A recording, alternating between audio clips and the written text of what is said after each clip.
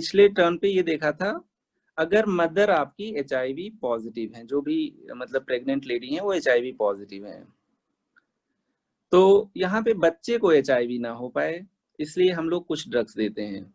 HIV in pregnancy, तो national AIDS control organisation नाको ने कुछ गाइडलाइंस प्रोवाइड किए हैं और इनके अकॉर्डिंग भी अगर कोई फीमेल प्रेग्नेंट है और एसिम्प्टोमेटिक है तो भी आप उनको एंटी रेट्रोवायरल थेरेपी दोगे। ये नहीं कि CD4 काउंट है तभी दोगे या वायरल लोड ज्यादा है या सिम्टम्स हैं, एसिम्प्टोमेटिक को भी दोगे। कौन सा रेजिमेन दोगे? 3 ड्रग रेजिमेन, है ना।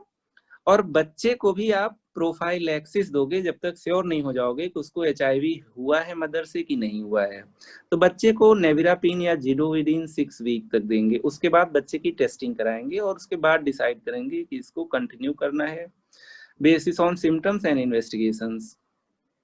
मदर अगर HIV पॉजिटिव है तो जो न्यू बॉर्न होगा उसमें ऑलमोस्ट 25% चांस रहते हैं HIV होने के, लेकिन ART ले लेने के बाद this chance is reduced up to 2%।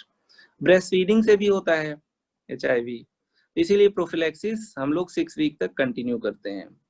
चलिए और हम लोग बात कर लेते हैं यहाँ पे कि CD4 काउंट और वायरल लोड इररेस्पेक्टिव, मतलब इससे कोई मतलब नहीं है। अगर कोई लेडी प्रेग्नेंट है तो उन्हें ART स्टार्ट करना चाहिए। यहाँ पे जो रेजिमेन की बात करें, हम लोगों ने चैट सेक्शन में डिस्कस भी किया था, जो सबसे कॉमन रेजिमेन है पहला वाला है जाइडोडिन, लेम्यूडिन और इफाब्रिन। तो हम लोग 3 ड्रग देते हैं, डिफरेंट कॉम्बिनेशंस में दे सकते हैं। कोशिश करते हैं कि इसमें 1 या 2 न्यूक्लियोसाइड रिवर्स ट्रांसक्रिप्टेज इनहिबिटर हो तो ज्यादा अच्छा है, मतलब NRTI।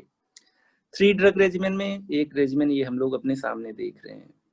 HIV कपल है, बिल्कुल प्लान कर सकते हैं चाइल्ड, और ब्रेस्ट फीडिंग भी करा सकते हैं प्रोवाइडेड दैट कि मदर ART ले रहे हो और बच्चा जो है प्रोफाइलैक्सिस ले रहा हो, जाइडोविडिन या नेविरापिन की।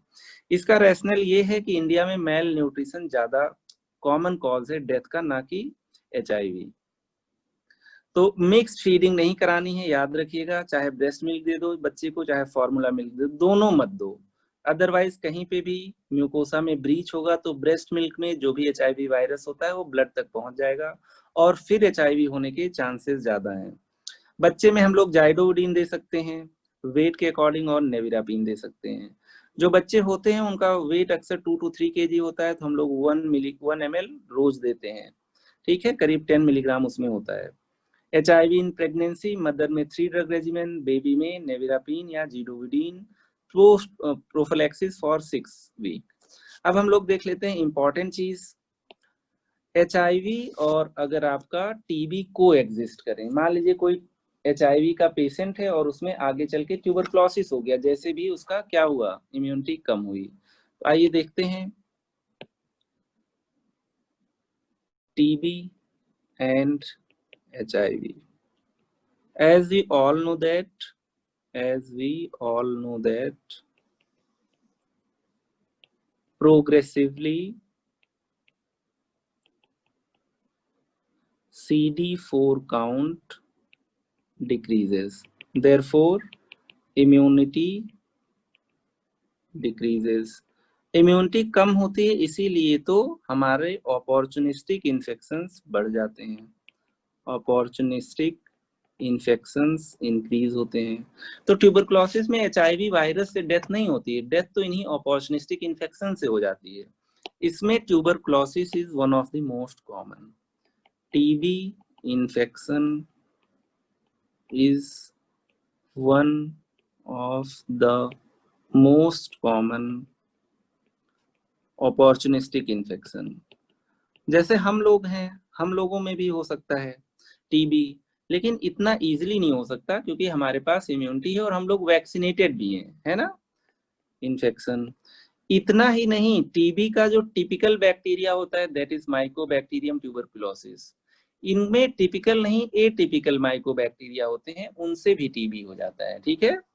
तो HIV पेशेंट्स में हम लोग देखते हैं एक तो टिपिकल ट्यूबरकुलोसिस, मतलब किससे, माइकोबैक्टीरियम ट्यूबरकुलोसिस से हो सकता है।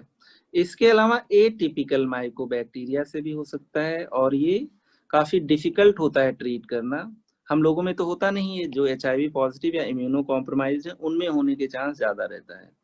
एटिपिकल माइकोबैक्टीरिया, एटिपिकल माइकोबैक्टीरिया की अगर बात किया जाए तो हम लोग एक बैक्टीरिया बहुत ही कॉमन है, माइकोबैक्टीरियम एवियम और Mycobacterium इंट्रासेल्युलरी।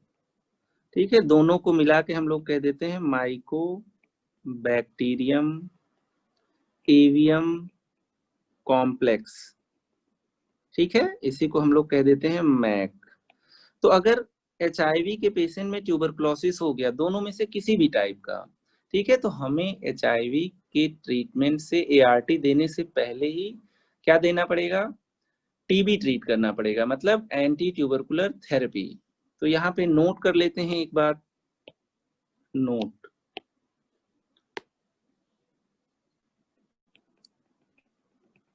Treatment of TB has to be started prior to antiretroviral therapy। ठीक है, अब डिपेंड करता है कि उसका CD4 काउंट कितना है, कि मतलब पूरा ट्यूबरकुलोसिस ट्रीटमेंट देने के बाद हम लोग HIV ड्रग देंगे या थोड़े दिन इंटेंसिव फेज में हम लोग ATT दे देंगे, उसके बाद स्टार्ट करेंगे, है ना। एक और यहाँ पे कंसीडरेशन है, अगर हमें बीच में पूरा ATT ड्यूरेशन खत्म होने से पहले ART देना पड़े तो कुछ एंटी ट्यूबरकुलर ड्रग्स नहीं दे सकते हैं, क्योंकि यहाँ पे बहुत सारी ड्रग्स हो जाएंगी, 4 तो TB के लिए और 3 HIV के लिए, तो 8 ड्रग लेना मुश्किल है, उनके बीच में बहुत सारे ड्रग इंटरेक्शंस होंगे और पेशेंट के लिए बहुत सारी ड्रग्स टॉक्सिक हैं।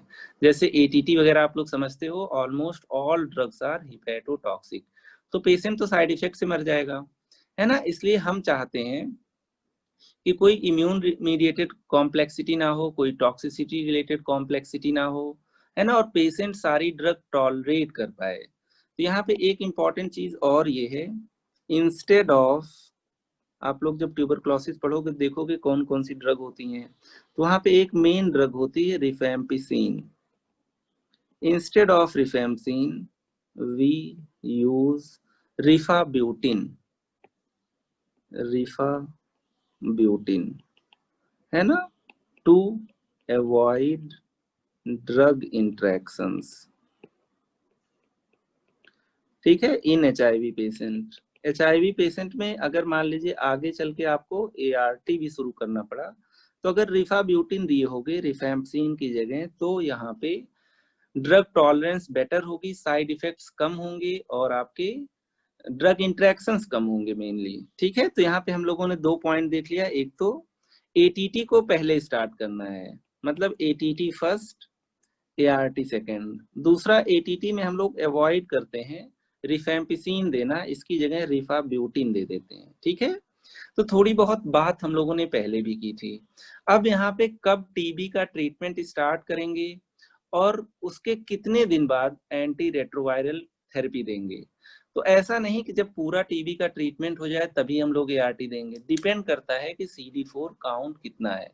हाँ, इतना जरूर है कि अगर किसी को ART नहीं मिल रही है, उसमें न्यूली डायग्नोज हुआ है TB, तो पहले उसका TB का ट्रीटमेंट स्टार्ट कर दो, उसके बाद HIV का ट्रीटमेंट CD4 काउंट पे डिपेंड करते हुए आप देख लेना कि कब ऐड करना है ना। चलिए अब हम लोग देख लेते हैं यहाँ पे प्रोटोकॉल क्या कहता है। ये इंपॉर्टेंट चीज है क्योंकि HIV पेशेंट में TB बहुत कॉमन है। Protocol of anti tubercular therapy in HIV patients, और ये डिपेंड करता है, depends on patient CD4 count, patient का जो CD4 काउंट होगा उस पे डिपेंड करेगा। जाहिर सी बात है, अगर CD4 काउंट बहुत कम होगा तो पेशेंट केवल TB से ही नहीं मरेगा, दुनिया भर की और अपॉर्चुनिस्टिक इन्फेक्शन से उसकी डेथ हो सकती है। तो केवल एक TB के ट्रीटमेंट के लिए हम लोग ART दें ही ना, ये भी गलत है ना। तो यहाँ पे पहली कंडीशन ले लेते हैं हम लोग, if CD4 count is greater than 200 पर माइक्रोलीटर। अगर CD4 काउंट बहुत अच्छा है बहुत अच्छा तो नहीं है लेकिन बहुत बुरा नहीं है। तो यहाँ पे हम लोग पूरा एटीटी का ट्रीटमेंट पेशेंट को 6 मंथ तक देंगे। ठीक है, आप लोग जानते हो एंटी ट्यूबरकुलर ड्रग्स कौन कौन सी होती हैं? ठीक है, अगर नहीं जानते हो तो जब मैं टीबी पढ़ाऊंगा सबका जिक्र करूंगा। ठीक है, अभी मैं बस ये बताना चाहता हूँ कि रिफेम्पसिन की जगह रिफाब्यूटिन दोगे। तो यहाँ पे ये है, तो हम लोग स्टार्ट करते हैं anti tubercular treatment after completion of ATT. तो यहाँ पे हम लोग एटीटी के बाद, एटीटी फॉर 6 मंथ्स, 6 महीने के लिए anti tubercular treatment, then start ART, है ना। कुल मिला के यहाँ पे एटीटी का जब पूरा ट्रीटमेंट टीबी का खत्म हो जाएगा तब हम लोग एंटी रेट्रोवायरल ट्रीटमेंट देंगे। एटीटी मतलब एंटी ट्यूबरकुलर ट्रीटमेंट या थेरेपी। आइए सेकेंड कंडीशन ले लेते हैं। यहाँ पे हम लोग कहते हैं कि CD4 काउंट आपका 100 से 200 है पर माइक्रोलीटर। अब यहाँ पे बहुत ज्यादा नहीं रुक सकते हो। चलो ठीक है, टीबी का इंटेंसिव फेज 2 महीने तक होता है, तो इंटेंसिव फेज कंप्लीट हो जाए फिर उसके बाद एआरटी स्टार्ट कर देना। ठीक है, तो यहाँ गाइडलाइन क्या कहती हैं? एटीटी आप स्टार्ट करिए, ठीक है, और उसके 2 मंथ्स के बाद अब आप एआरटी स्टार्ट कर दीजिए। ठीक है, 2 मंथ्स के बाद, 2 महीने के बाद एआरटी, मतलब एटीटी का जो टीबी का ट्रीटमेंट उसमें इंटेंसिव और कंटिन्यूएशन फेज होता है। तो इंटेंसिव फेज के बाद, ठीक है, चलिए उतने डिटेल में नहीं जाना है। थर्ड कंडीशन ले लेते हैं हम लोग। अब CD4 काउंट बहुत कम हो गया है, मतलब अकेला टीबी से पेशेंट शायद ना जूझ रहा हो और भी चीजें हों।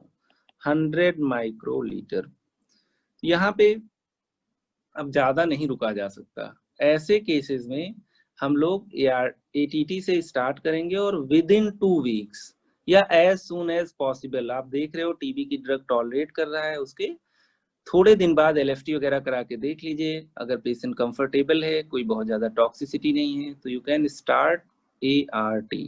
तो यहाँ पे हम लोग कह देते हैं ATT followed by ART as soon as possible, as soon as possible. Mainly देखा गया 2 हफ्ते में स्टार्ट कर दिया जाता है, as soon as possible. Usually देखा गया है 2 हफ्ते में, यूजुअली इन 2 वीक्स। काफी सिंपल रहा टीबी एंड एचआईवी, है ना। अब एक चीज आप लोग देखो यहाँ पे, एक आपका एटिपिकल माइकोबैक्टीरिया था जिसको हम लोग क्या कह रहे हैं? Mycobacterium avium complex. तो यहाँ पे एक ड्रग हमें एक्स्ट्रा ऐड करनी पड़ती है, वो है आपकी macrolide, clarithromycin 500 milligram twice daily, एक ड्रग एक्स्ट्रा देते हैं। और इसमें जो ड्यूरेशन है वो केवल 6 मंथ नहीं है, 2-2 साल चलता है, कभी कभी लाइफ लॉन्ग तक देना पड़ता है। It is very difficult to treat atypical mycobacterial TB. ठीक है, फिर एक और नोट लिखते हैं, फिर पूरा रिवाइज करते हैं। नोट, अगर हमारा एटिपिकल माइकोबैक्टीरिया है, एटिपिकल माइकोबैक्टीरिया, इस केस में जैसे हमने कह दिया था माइकोबैक्टीरियम एवियम कॉम्प्लेक्स, तो यहाँ पे हम लोग ऐड कर देते हैं रेजिमेन में मैक्रोलाइड्स। मैक्रोलाइड्स, मैक्रोलाइड्स में एग्जाम्पल हम लोग ऐड कर देते हैं क्लेरिथ्रोमाइसिन 500 मिलीग्राम बीडी। ठीक है, जब तक ट्रीटमेंट चलेगा, जब तक पेशेंट स्प्यूटम पॉजिटिव या चेस्ट में चेंजेस होंगे, हम लोगों को एक मैक्रोलाइड भी देना पड़ेगा। तो माइकोबैक्टीरियम एवियम कॉम्प्लेक्स में मैक्रोलाइड, मैक फॉर मैक, बाकी सब सेम रहेगा, लेकिन ड्यूरेशन ऑफ ट्रीटमेंट अब केवल 6 महीना नहीं रह जाएगा और लंबा हो जाएगा। ठीक है, वो डिपेंड करता है कि पेशेंट में क्लिनिकल इंप्रूवमेंट क्या है। फिर से देखते हैं टीबी और एचआईवी। मैंने आपको पहले भी बताया था, अगर कोई पेशेंट टीबी का आपको मिलता है, आपको उसमें एचआईवी की भी जांच करानी है। ठीक है, ये मस्ट है, ये क्लिनिकल प्रैक्टिस है। ठीक है, क्योंकि उनमें चांसेस ज्यादा होते हैं। फिर से रिवाइज करते हैं, काफी इजी और इंटरेस्टिंग है ये, है ना। आइए देखते हैं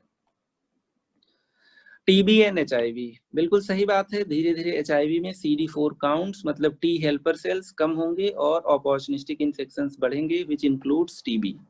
अब टीबी में यहाँ पे इन्फेक्शन हुआ, चलो कोई बात नहीं, लेकिन टिपिकल ट्यूबरक्लोसिस के बैक्टीरिया के अलावा एटिपिकल माइकोबैक्टीरिया मतलब माइकोबैक्टीरिया केवल ट्यूबरक्लोसिस वाला नहीं होता, इसके अलावा भी होते हैं, ठीक है। तो यहाँ पे atypical mycobacteria, example Mycobacterium avium और माइकोबैक्टीरियम इंट्रासेल्युलैरी, दोनों को मिला के हम लोग मैक कहते हैं, माइकोबैक्टीरियम एवियम कॉम्प्लेक्स। ये लोग भी ट्यूबरक्लोसिस करा सकते हैं इम्यूनो कॉम्प्रोमाइज पेशेंट में, and it is very hard to treat these patients. तो यहाँ पे हम लोग कहते हैं कि एआरटी मतलब एंटी रेट्रोवायरल एड्स के ट्रीटमेंट से पहले हमें टीबी का ट्रीटमेंट स्टार्ट करना है। इससे क्या होता है कि काफी कॉम्प्लिकेशन से हम लोग बच जाते हैं, कुछ इम्यून रिएक्शंस भी होते हैं उससे भी बच जाते हैं। तो instead of rifampicin we have to use rifabutin. अगर आपको लगता है कि कभी भी टीबी के ट्रीटमेंट के दौरान एआरटी शुरू करनी पड़ सकती है, ठीक है, क्योंकि रिफाम्पिसिन और anti retroviral drug particularly protease inhibitors में काफी सारे ड्रग इंटरेक्शंस हैं जो रेलेवेंट हैं। तो रिफाब्यूटिन का यूज करेंगे एचआईवी में। रिफाब्यूटिन की डोज जो होती है लगभग उतनी ही होती है, 300 मिलीग्राम ओडी, ठीक है। अभी हम टीबी की ड्रग नहीं पढ़ा रहे हैं, नहीं तो बहुत ज्यादा हो जाएगा, एक बेसिक आइडिया दे रहे हैं। प्रोटोकॉल क्या कहता है? प्रोटोकॉल ये कहता है कि अगर CD4 काउंट ठीक ठाक है, 500 से तो कम ही है लेकिन 200 से ज्यादा है, तो यहाँ पे हम लोग पहले टीबी को ट्रीट करेंगे, फिर उसके बाद हम लोग एआरटी स्टार्ट करेंगे। अगर 100 से 200 है तो 2 महीने के बाद, टोटल तो 6 महीने चलेगा एंटी ट्यूबरकुलर ट्रीटमेंट, 2 महीने के बाद एआरटी स्टार्ट कर देंगे। लेकिन CD4 काउंट बहुत कम है, इसका मतलब टीबी के अलावा बहुत सारे अपॉर्चुनिस्टिक इन्फेक्शन यहाँ पे प्रॉब्लम क्रिएट कर सकते हैं। तो टीबी की ड्रग दे दो, कोई कॉम्प्लिकेशंस नहीं आ रहे हैं, पेशेंट टॉलरेट कर रहा है, as soon as possible ART भी आपको शुरू ही करना था, कर दीजिए।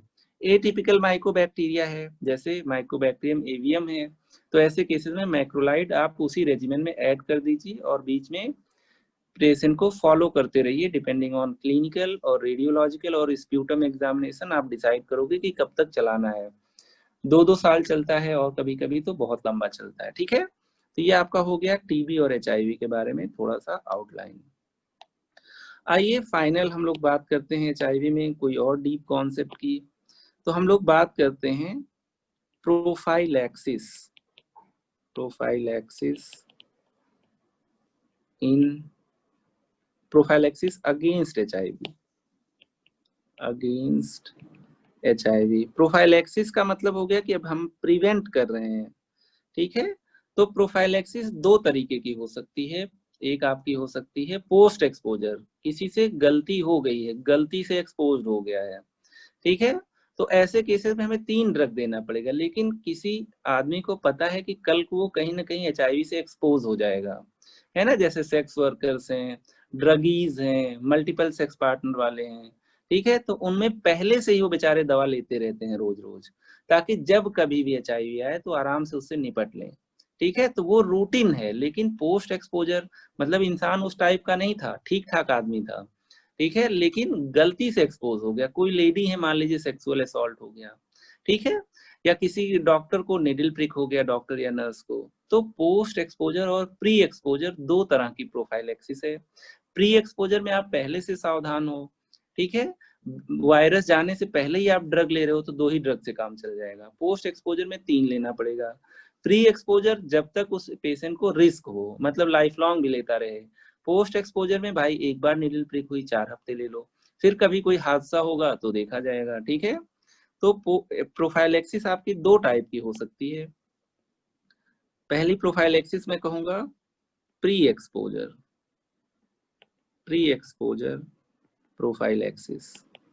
उसको एचआईवी हुआ नहीं है, उसको एचआईवी हो सकता है आगे उसकी हरकतों से या उसके प्रोफेशन से। फिर दूसरा होता है पोस्ट एक्सपोजर प्रोफाइलैक्सिस, इसको हम लोग कहते हैं प्री एक्सपोजर प्रोफाइलैक्सिस। यहाँ पे हम लोग आर ऐड कर देते हैं, ठीक है, प्री एक्सपोजर, और इसको हम लोग कहते हैं पोस्ट एक्सपोजर प्रोफाइलैक्सिस। दोनों में डिफरेंस हम लोगों ने चैट सेक्शन में भी देख लिया था, ऐसा कुछ इसमें डिफिकल्ट तो है नहीं, है ना। तो यहाँ थोड़ी सी बात कर लेते हैं। यहाँ पे 2 drug regimen, 2 drug regimen is enough. 2 drug आपके एनफ है। कब तक लोगे? जब तक सुधरोगे नहीं, ठीक है। 5 साल ले लो, ठीक है, कोई यंग है, ड्रगी वगैरह है, बाद में उसको सुधार दो, या लाइफ लॉन्ग लो, क्या दिक्कत है, लेते रहो जब तक तुम्हें लगता है एक्सपोज्ड हो। यहाँ पे क्या करोगे, यहाँ पे for 4 weeks, that is 28 days, या मोटा मोटा कह लीजिए 1 मंथ। लेकिन यहाँ पे कितना ड्रग लोगे, यहाँ पे 3 ड्रग रेजिमेन लोगे, 3 ड्रग रेजिमेन, ठीक है। तो यहाँ पे आपने बाद में स्टार्ट किया है, वायरस हो सकता है बॉडी के अंदर चला गया हो, यहाँ पे वायरस बॉडी के अंदर जाएगा, प्री एक्सपोजर प्रोफाइलैक्सिस, ठीक है। यहाँ पे 2 ड्रग रेजिमेन, यहाँ पे आपका 3 ड्रग रेजिमेन, ठीक है। तो आइए और हम लोग यहाँ पे कुछ एक चार्ट और कुछ ड्रग्स डाल देते हैं, ताकि आपको लगे कि हाँ ये सारी ड्रग्स कभी फ्यूचर में देखेंगे तो इंटरप्रेट कर पाएंगे। एक ड्रग शायद मैंने ट्रुआडा आपको बताया भी था, ये एक 2 ड्रग का कॉम्बिनेशन है, ठीक है, ट्रुआडा। तो यहाँ पे हमारे पास 2 ड्रग है, एक है ट्रुआडा, ये दवा है, ये मेनली आपके प्री एक्सपोजर प्रोफिलैक्सिस के लिए होती है। जो ड्रगिस्ट होते हैं हम लोग बोलते भी हैं लोग प्री एक्सपोजर प्रोफाइलैक्सिस। यहाँ पे 2 ड्रग रेजिमेन है, इसको हम लोगों ने एक दिन ऐड भी किया था, 2 ड्रग रेजिमेन। यहाँ पे 2 ड्रग है, एक हमारे पास है एमट्राइसिटाबीन, एमट्राइसिटाबीन हम लोगों ने इसकी बात की ही थी। दूसरी आपकी टेनोफोवीर है, टेनोफोवीर, ठीक है, मतलब एक एनआरटीआई है और एक एनएनआरटीआई है, एनएनआरटीआई, ठीक है। तो 2 ड्रग रेजिमेन देंगे प्री एक्सपोजर प्रोफिलैक्सिस में, है ना, 2 ड्रग रेजिमेन जब तक पेशेंट को जरूरत हो, है ना, टिल इट्स नीड। यहाँ 1 महीना 2 महीना नहीं है, पेशेंट पे डिपेंड करता है कि कब तक वो एक्सपोज हो सकता है। एक चार्ट यहाँ पे इंसर्ट कर देते हैं, आप लोगों को प्री एक्सपोजर और पोस्ट एक्सपोजर और डिटेल में आइडिया लग जाएगा कि क्या क्या सिचुएशंस होती हैं। चलिए इसको देख लेते हैं, मेरे ख्याल से सबके लिए विजिबल होगा, ये नहीं होगा तो मैं बीच बीच में जूम कर दूंगा इसको। यहाँ पे हम लोग बात कर रहे हैं पीईपी मतलब पोस्ट एक्सपोजर, और इधर हमारा है प्री। तो पोस्ट एक्सपोजर गलती से हो गया तो इमरजेंसी प्रोसीजर है, और प्री एक्सपोजर गलती वलती नहीं हुई है, वो कुछ न कुछ गलती करेगा या आदत बन चुकी है, तो उसमें हार्म कम हो, होने के चांस कम हो। मैं ये नहीं कह रहा हूँ बिल्कुल खत्म हो जाएगा, ठीक है। तो यहाँ पे हम लोग देखते हैं ये इमरजेंसी यूज के लिए है और ये लोगों के रूटीन यूज के लिए है एक तरीके से। यहाँ पे 28 डे कोर्स है ना, वही हम लोगों ने 4 वीक की बात की थी, 4 वीक या 1 मंथ याद कर लीजिए। यहाँ पे ऑन गोइंग, ठीक है, कंटिन्यू कर सकता है इंसान। अब यहाँ पे इंपॉर्टेंट चीज एक और है कि अगर किसी को निडिल चुभ गई है तो कब वो स्टार्ट करे, कितनी देर बाद लेना स्टार्ट करे, है ना। 72 आवर मतलब 3 डे के अंदर उसको फर्स्ट डोज दे देनी है, as early as possible. Ideally कहा जाता है कि 1 आवर के अंदर दे देना चाहिए। यहाँ पे 3 ड्रग दोगे, यहाँ पे 2 ड्रग दोगे, है ना। ये किस कंडीशन में आपकी पोस्ट एक्सपोजर काम आएगी, जैसे अनसेफ सेक्स, रेप हो गया किसी का, एक्सीडेंटल एक्सपोजर हो गया, कोई गलती से ड्रग ले लिया और उसमें किसी और ने वो डिटेल शेयर किया था। 28 डे कोर्स कराइए, फिर उसके बाद P24 एंटीजन करा लीजिए, ठीक है, सिंपल है। और इधर हम देख रहे हैं कि इसको बीच बीच में टेस्ट कराने की जरूरत पड़ेगी, है ना। तो यहाँ पे जैसे हम लोग पोस्ट एक्सपोजर प्रोफाइलैक्सिस की बात करें, अगर यहाँ पे पीईपी से हम लोग कहते हैं पोस्ट एक्सपोजर प्रोफाइलैक्सिस। यहाँ पेशेंट को नहीं पता है कि कुछ गड़बड़ हो जाएगा, प्री एक्सपोजर में पेशेंट को पता है लेकिन वो चिल करने से बाज नहीं आ रहा है, ठीक है। तो यहाँ पे हम लोग कहते हैं, जैसे मान लीजिए एग्जाम्पल, किसी के साथ सेक्सुअल असॉल्ट हो गया, अब क्या करेगा इंसान, लेना पड़ेगा उन्हें, है ना। तो यहाँ पे हम लोग 3 ड्रग रेजिमेन लेते हैं, वही जो हम लोग ट्रीटमेंट में यूज करते हैं, 3 drug regimen which also used in ART, ठीक है, वही 3 ड्रग रेजिमेन ले लेते हैं हम लोग। थोड़ा बहुत चेंज है, उतना डेप्थ में नहीं जाना है। कब लेंगे, आइडियल टाइम क्या है, विद इन 1 to 2 आवर। जैसे मान लीजिए सेक्सुअल असॉल्ट हुआ, या मान लीजिए निडिल प्रिक हो गया किसी को, HIV infected needle prick, sexual assault. तो ऐसे केस में हमें ideally within 1 to 2 hour, ठीक है, 1 to 2 आवर के अंदर ले लेना है, और टिल 72 आवर्स ऑफ इंसिडेंट। इसके बाद लोगे तो एफिकेसी काफी कम हो जाएगी, ठीक है। जितनी जल्दी ले लोगे उतना ज्यादा एचआईवी होने के चांसेस कम रहेंगे, ठीक है। तो काफी सिंपल सा कॉन्सेप्ट है, प्री एक्सपोजर प्रोफाइलैक्सिस और पोस्ट एक्सपोजर प्रोफाइलैक्सिस। हम लोगों ने देख लिया, काफी इफेक्टिव है ये। कुछ लोग एचआईवी की ड्रग लेते रहते हैं, इसका मतलब ये नहीं कि वो बिल्कुल बेफिक्र हो जाएं। तब भी अगर वो मान लीजिए कहीं पे सेक्सुअल एक्टिविटी में इन्वॉल्व होते हैं तो बैरियर मेथड वगैरह हमें यूज करना है, ठीक है। तो पहले इसमें भी पोस्ट एक्सपोजर में 2 ही ड्रग था, अब यहाँ पे हम लोगों ने 3 ड्रग कर दिया है ताकि उसकी एफिकेसी ज्यादा हो। कब तक लोगे? फॉर 4 वीक्स, 28 डेज, है ना। यहाँ पे जनरली हम लोग 2 NRTI ले लेते हैं, एग्जाम्पल 2 NRTI, और प्लस इसके साथ एक हम लोग प्रोटीएज इनहिबिटर ले लेते हैं, प्रोटीएज इनहिबिटर। ये सब चीज हम लोग ट्रीटमेंट में डिस्कस कर चुके हैं, है ना, वही दोबारा बार बार लिखने का कोई मतलब नहीं है। जैसे चलिए जाइडोवुडीन प्लस लेमीवुडीन, लेमीवुडीन, है ना, मतलब 3TC प्लस इसको एक नेविरापिन दे दीजिए, नेविरापिन, या यहाँ पे एक कोई वीर वाली ड्रग दे दीजिए, ढेर सारी थी, जैसे रिटोनावीर, रिटोनावीर, ठीक है। इस तरीके से हम लोग कोई भी रेजिमेंट फॉलो कर सकते हैं, लेकिन पेशेंट को 72 आवर के अंदर देना है। एक बार फिर से हम लोग पोस्ट एक्सपोजर प्रोफाइलैक्सिस और प्री एक्सपोजर प्रोफिलैक्सिस देख लेते हैं, फिर कुछ रेयर चीजें और देखते हैं। मेरे ख्याल से बहुत ही सिंपल टॉपिक पढ़ रहे हैं और सब लोग इसको रिलेट कर पा रहे होंगे। टीबी खत्म हुआ, अब हम लोग बात कर रहे हैं कि किसी को एचआईवी ना हो, ठीक है, एक्सपोजर हो जाने के बाद भी, एक्सपोजर हो जाने के पहले भी। प्री एक्सपोजर प्रोफाइलैक्सिस, अभी एचआईवी हुआ नहीं है, पेशेंट बाज आएगा नहीं, उसे पता है सामने वाला एचआईवी है, तो भी वो कहीं ना कहीं चूक कर जाएगा, ठीक है। अभी एचआईवी वायरस बॉडी के अंदर नहीं गया है, यहाँ वायरस जा चुका है। हो सकता है एचआईवी हो सकता है एचआईवी ना हो सकता है बहुत कम वायरस गया हो, इन्फेक्टिव डोज में हो ही ना। यहाँ पे 2 ड्रग, यहाँ पे 3 ड्रग रेजिमेन, यहाँ पे जब तक जरूरत हो, यहाँ पे 1 मंथ एनफ है। ट्रुआडा बहुत ही फेमस ड्रग है, प्री एक्सपोजर प्रोफाइलैक्सिस के लिए 2 ड्रग का कॉम्बो है, एमट्राइसिटाबीन और टिनोफोवीर, ठीक है, अंटिल जब तक नीड है उसकी। यहाँ पे हम लोग बात करते हैं as soon as possible post exposure prophylaxis में शुरू करनी है ड्रग, है ना। क्या क्या कंडीशंस हैं? Unsafe sex, rape, accidental exposure, है ना। 28 डे कोर्स इधर है, और इधर जब तक उसे जरूरत हो। पोस्ट एक्सपोजर में 3 ड्रग रेजिमेन, है ना, हम लोगों ने बात कर ही लिया था, 1 to 2 आवर या मैक्सिमम 72 आवर, और 28 डेज के लिए क्या देंगे? वही जो हम लोग एचआईवी के ट्रीटमेंट में देते थे। अब यहाँ पे आप लोग याद करिए, मैंने ढेर सारे अपॉर्चुनिस्टिक इन्फेक्शंस बताए थे आपको, है ना। तो और देख लेते हैं, मान लीजिए कोई अपॉर्चुनिस्टिक इन्फेक्शन है तो उसमें क्या क्या ड्रग दोगे।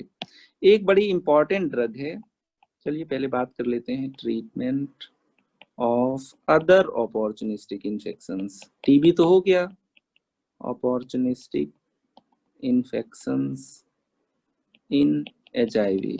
तो पेशेंट तो अपॉर्चुनिस्टिक इन्फेक्शन से ही मर जाता है, ऐसा तो है नहीं कि एचआईवी वायरस से डायरेक्ट कोई ज्यादा इफेक्ट होता है पेशेंट को, बस CD4 काउंट कम हुए, वो इन्फेक्शंस भी इंसान को होने लगते हैं जो जनरली इम्यूनो कॉम्पिटेंट पेशेंट्स को या इंसान को नहीं होते हैं। तो यहाँ पे हम लोग कुछ देख लेते हैं ट्रीटमेंट देखने से पहले कि क्या होगा क्या नहीं होगा।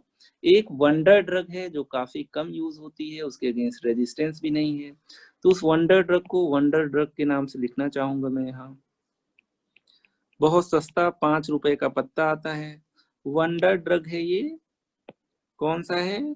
टैबलेट को ट्राइमोक्साजोल। ये कॉम्बिनेशन होता है ट्राइमिथोप्रिम प्लस सल्फामिथॉक्साजोल, सल्फामिथॉक्साजोल,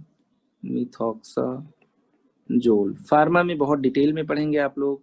मार्केट में ये टैबलेट किसके नाम से आती है? सेप्ट्रान, टैबलेट सेप्ट्रान, ठीक है, या टैबलेट सिप्लिन, डबल डोज में आती है टैबलेट सिप्लिन डीएस।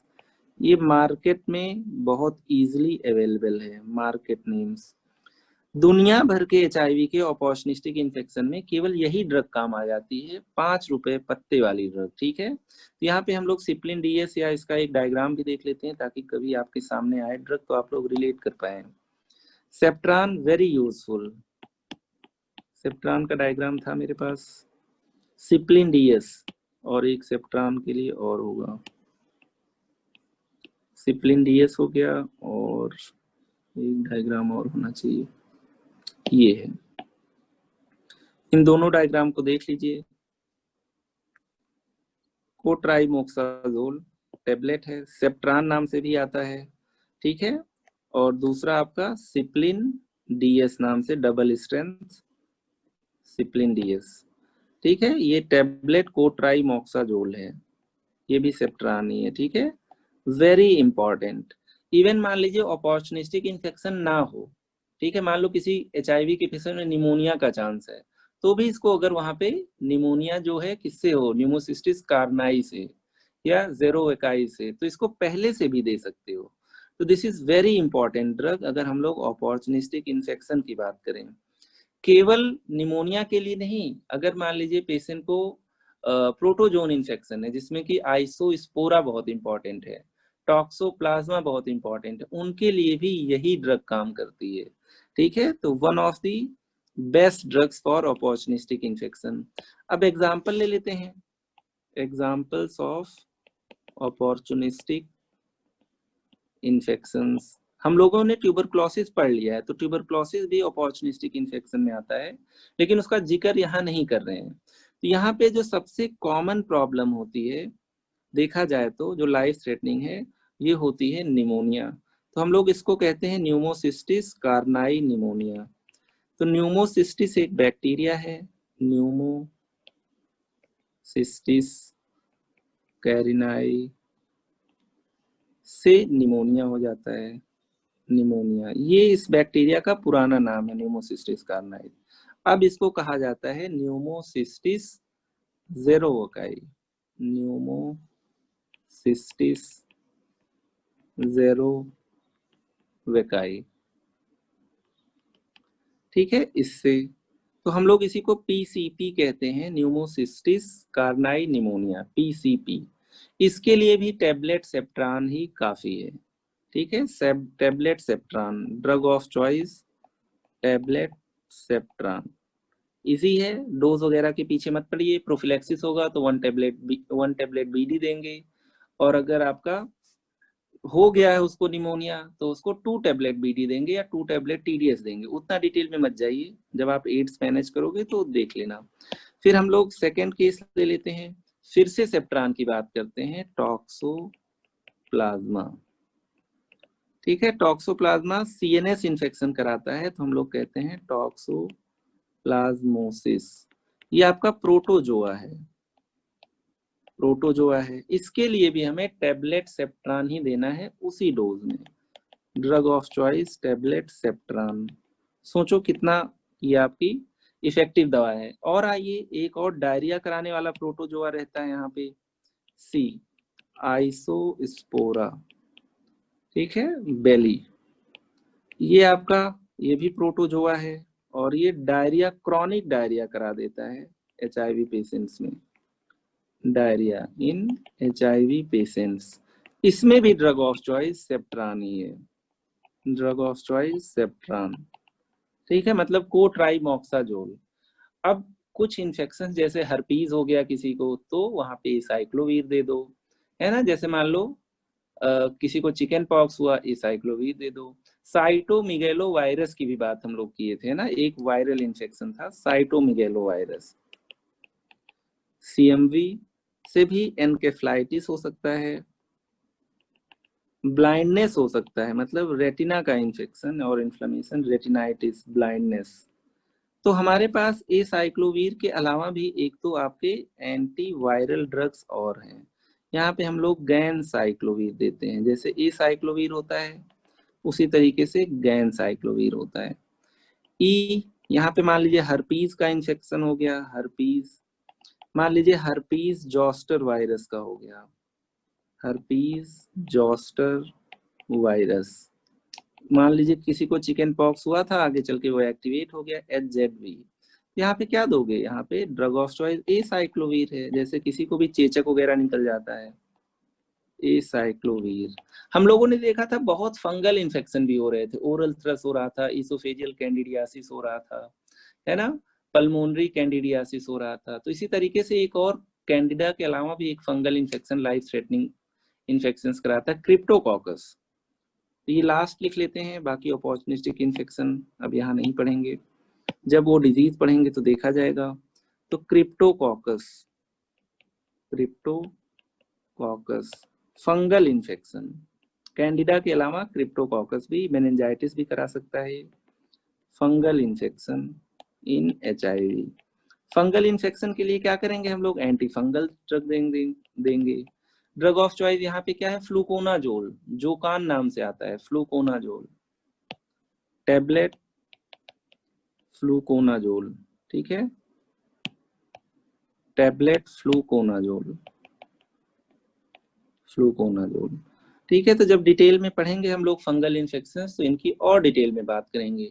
टीबी की बात मैं कर चुका हूँ, कोई कैंसर वगैरह होगा तो उसमें एंटी कैंसर ड्रग दोगे, जैसे कपोसी सार्कोमा हो गया, सर्वाइकल कैंसर हो सकता है, लिम्फोमा वगैरह हो सकता है, ठीक है। तो यहाँ पे हम लोगों ने देख लिया कि जो ये सेप्ट्रान है, ये मेजॉरिटी ऑफ अपॉर्चुनिस्टिक इन्फेक्शन में काम आ जाती है, ठीक है, चाहे प्रोटोजोआ का इन्फेक्शन हो, चाहे न्यूमोसिस्टिस कार्नाई निमोनिया हो, ठीक है। चैट सेक्शन में आइए थोड़ी देर।